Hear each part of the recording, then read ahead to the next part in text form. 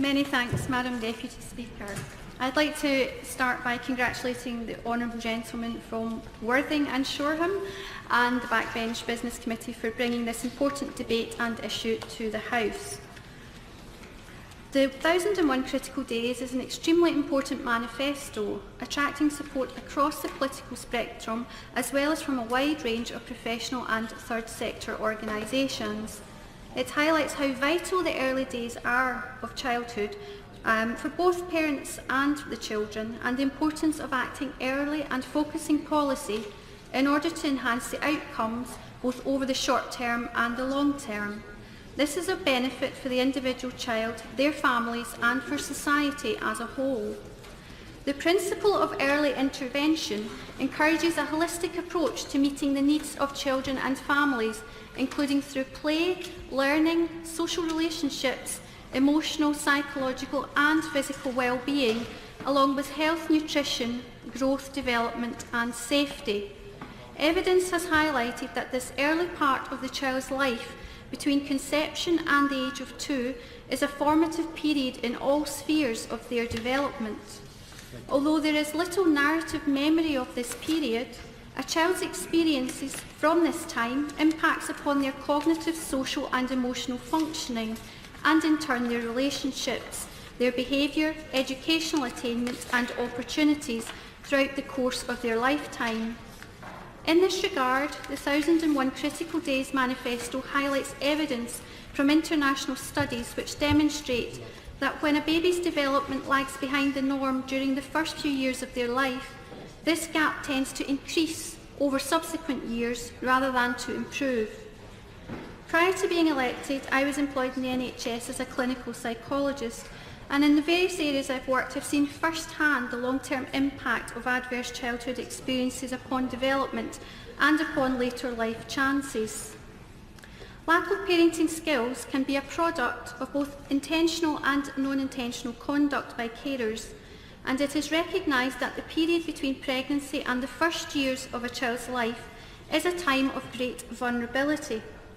Secure attachment and nurture is crucial to children's emotional well-being and development, and it is important that parents who lack confidence in their abilities or are struggling have the access they need to support, mentoring and skills building opportunities. Parenting skills classes have therefore been rolled out across Scotland. Babies are disproportionately represented in the child protection system and statistically more likely to die prematurely than older children. In addition, any neglect or abuse occurring during this period can have a life-changing effect due to the infant's body being more fragile and their brains being at a crucial stage of their development. Due to the additional pressures of parenthood, parents are also at risk during this period of perinatal mental health problems and coping difficulties. Individual, social and environmental factors can impact on this regard. However, as well as being a time of vulnerability, when it comes to providing support and changing patterns, this period of a child's life is also a great time of opportunity. In this regard, I note that it has been reported that during pregnancy and the first year of a child's life, it's an ideal time to work with families, as it's a time when parents are particularly open to support, motivated to change, and when firm foundations for family life can be established. There is a growing body of evidence that intervention in early life can transform both the lives of babies and the lives of their parents.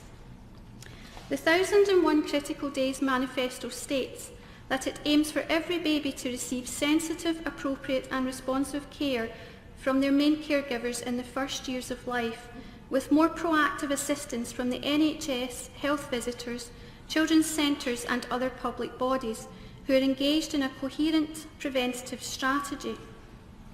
Experience of my own suggests that additional monitoring and early assessment where there may be developmental disorders such as autistic spectrum disorder doesn't happen often enough, and that this can be negative to children and their parents who may find it very difficult to cope and require additional supports at an early stage. Early assessment of developmental disorders can ensure the right resources are in place swiftly improve a child's chances and their adaptation.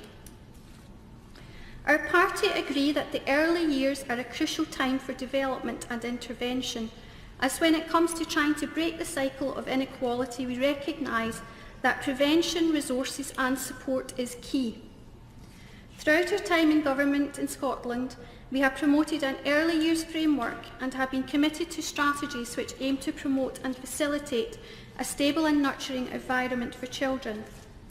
Over recent years, the Scottish Government have developed and introduced legislation in the form of the Children and Young People's Act 2014, which gives Scottish ministers and public bodies a legal requirement to issue reports on how they take the UN Charter on the rights of the child into account.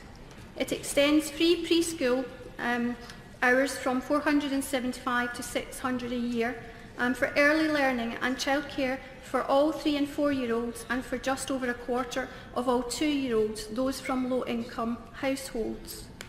It also gives children and young people access to a named person service. In the early years, this is the health visitor. This is a named person, a single point of contact who helps coordinate, support and advise families and those working with them where required.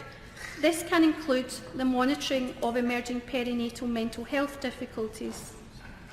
In 2010, through collaboration with a wide range of experts, the Scottish Government also launched its Pre-Birth to 3 strategy, based on 4 main areas: the rights of the child, relationships, responsive care and respect. These strategies are not all encompassing and there is room for continued improvement. However, the Scottish Government understands the importance of early years of children's lives and the benefit to society as a whole of trying to prevent future issues through early intervention. Children's sense of interaction with the world develops at this time, alongside their learning of emotional regulation, well-being and the development of their neurological functioning. As such, we are committed to continuing to make early years the key priority that it deserves to be, focusing funding accordingly and trying to ensure that all children have the best start in life possible. We will work collaboratively as a party across this House to ensure that in Scotland and across the UK, children have the very best start that they deserve. I'm also very impressed and pleased that we have guidelines from the APPG on fetal alcohol syndrome, and I'm very happy to share those with the Scottish Government and to look at key recommendations. In finishing, I would also like on this day to thank sincerely all of the House staff for their extraordinary efforts this year, and to wish all members of the House staff members and of course yourself, Madam Deputy Speaker, a very Merry Christmas and a Happy New Year from our party.